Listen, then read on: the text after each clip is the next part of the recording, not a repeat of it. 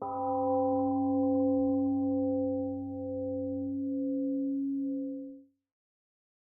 I look back on this year, I am immensely grateful for our temple community. So much to celebrate and so much to appreciate. This season also invites me to reflect on my own practice. During this past year, I experienced moments of real challenge that stirred self-doubt and tendency to judgment. At times, I felt I had fallen short in caring of my body and mind, and sometimes I felt stuck. Then from somewhere deep within, I heard the echo of an inner voice from far away, from way back in my seminary days, saying, "Sawan Panjo."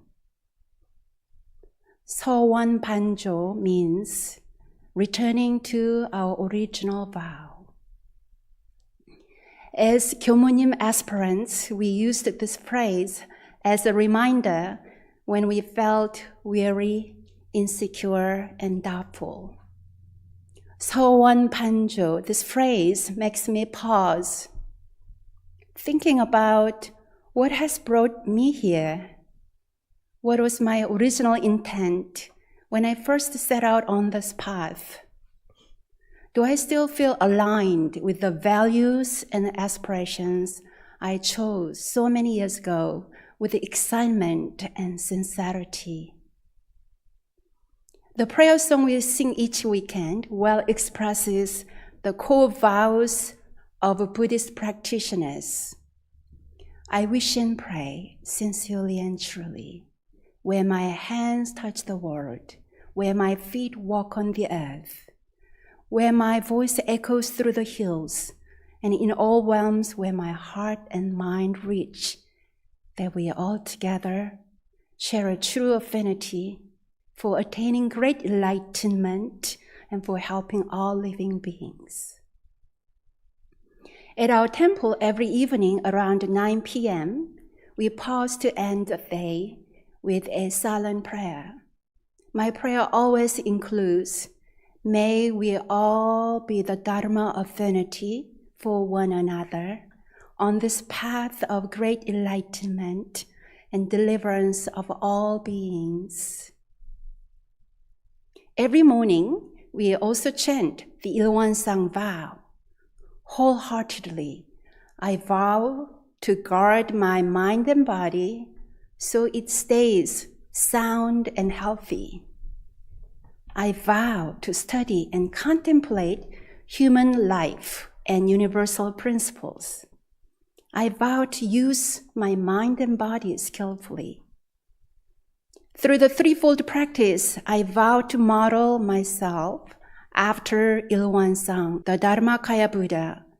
I vow to attain the great power of Ilwan.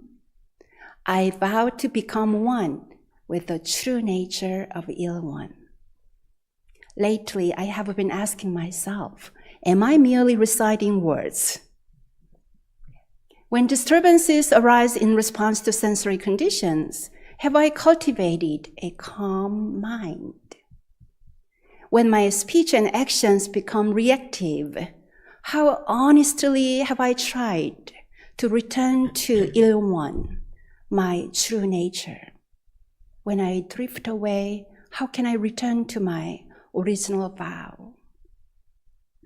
The third Dharma master of One Buddhism, Master Taesan, proposed 3 questions for our daily reflection.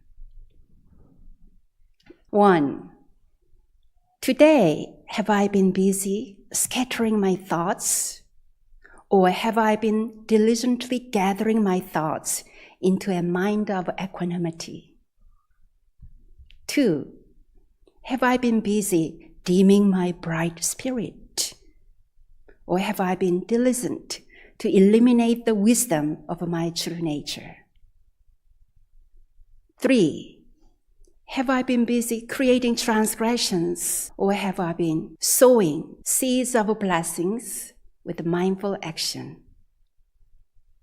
A long time ago in elementary school, when I first read about Florence Nightingale, my vow was to become like her, one who helped everyone, wounded soldiers from both sides of the war.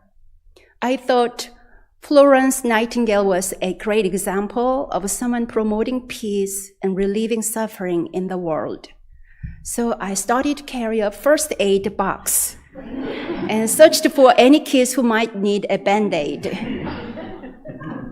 I remember the flutter in my caring heart when I voluntarily picked up trash on the school playground or helped other kids in my class.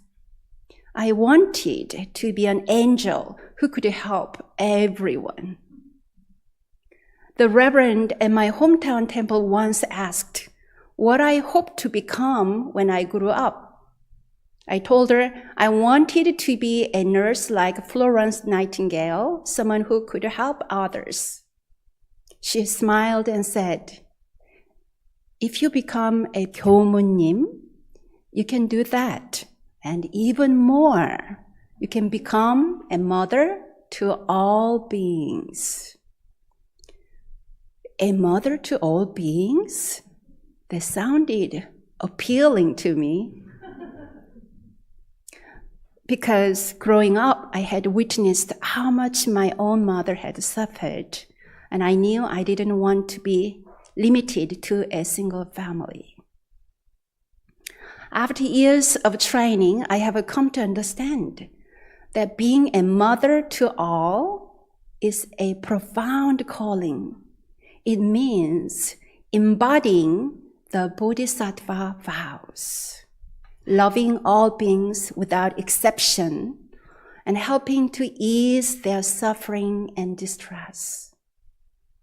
A Bodhisattva aspires to 4 great vows. Sentient beings are numberless. I vow to save them. Delusions are inexhaustible. I vow to end them. Dharma teachings are boundless. I vow to learn them. Buddha's way is unsurpassable. I vow to realize it. In the Heart Sutra, the Bodhisattva of great compassion, when deeply practicing Prajnaparamita, realized that all 5 aggregates are empty, and thus became free from all suffering and distress. The Bodhisattva in this sutra refers to Avalokitesvara. Avalokitesvara in Sanskrit means one who looks upon the world with compassion. In Korea, we say Kwanseum Posal. In China, Kwan Yin. In Japan, Kanon. The Bodhisattva of great compassion is often depicted with having 1,000 eyes and 1,000 hands. The 1,000 hands symbolizes help for all beings in 1,000 different ways. The 1,000 eyes represent seeing the suffering of all sentient beings with a clear, penetrating wisdom. Bodhisattva's 4 great vows are central commitments in Mahayana Buddhism. They express the heart of the spiritual path, working for awakening not just for oneself, but for all. Now, shall we explore these vows a little bit more? Sentient beings are numberless. I vow to save them. So many souls are troubled in this world. Yet, with all my power, with all my heart, I vow to serve, uplift, and support them. Delivering all beings from suffering may seem impossible, yet each time we reach out, near or far, This vow is already taking form. I love the songs of Simon and Garfunkel. The lyrics of their song, Bridge Over Troubled Water, echo this vow. When you are weary, feeling small, when tears are in your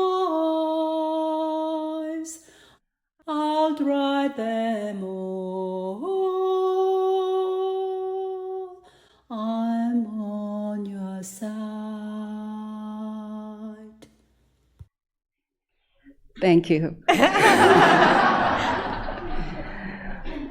When times get rough and friends just can't be found, like a bridge over troubled water, I will lay me down.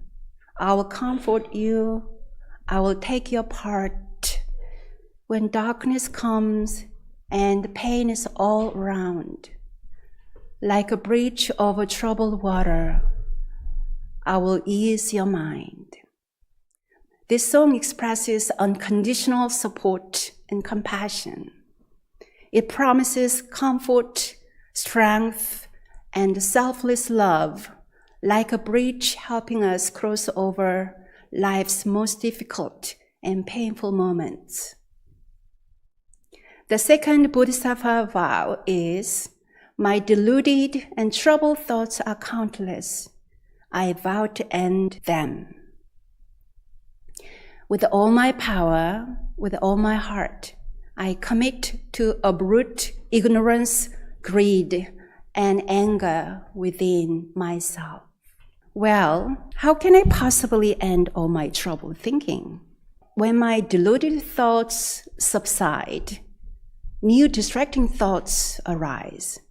My mental turmoil seems endless. Yet, I vow to penetrate and cut through deluded thoughts. I am grateful for the path of meditation, which brings me home to peace of mind. Meditation is a blessing.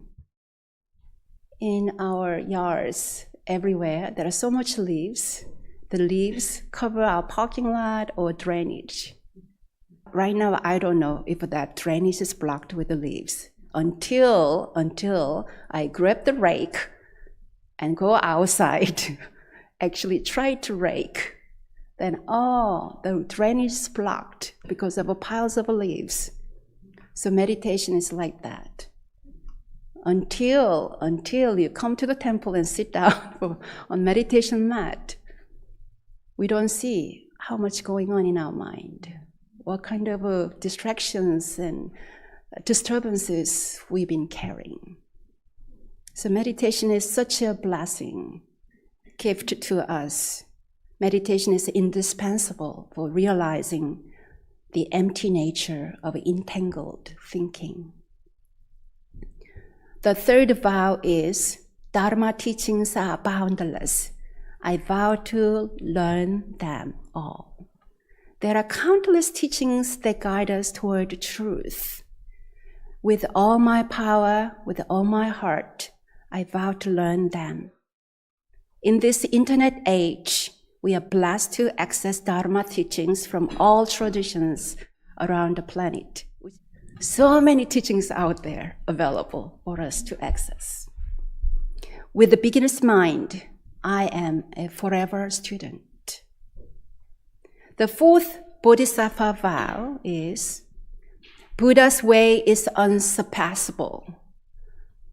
I vow to realize it. Attaining Buddhahood is such a high call. It feels unattainable.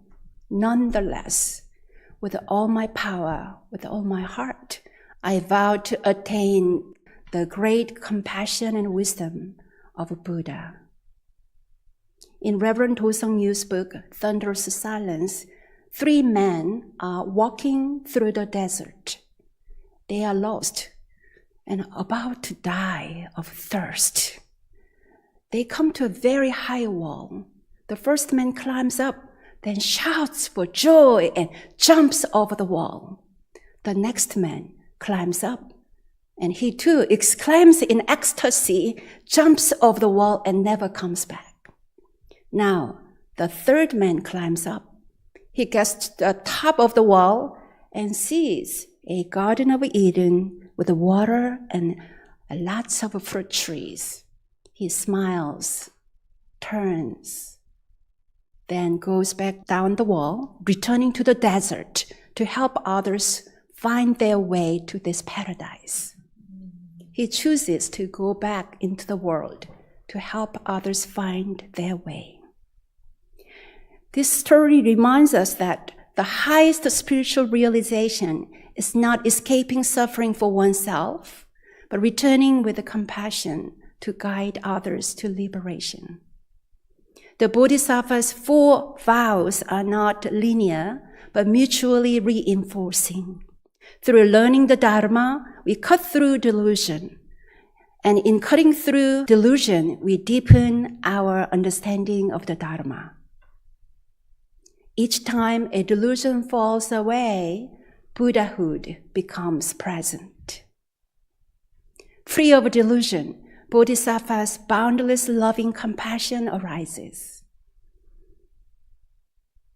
May I liberate myself. May I liberate all beings. When I feel weary, distracted, or doubtful, may I pause, reflect, and return to my original vow and aspiration, Sawan Panjo. Each moment of returning is itself the practice. May I be a mother to all.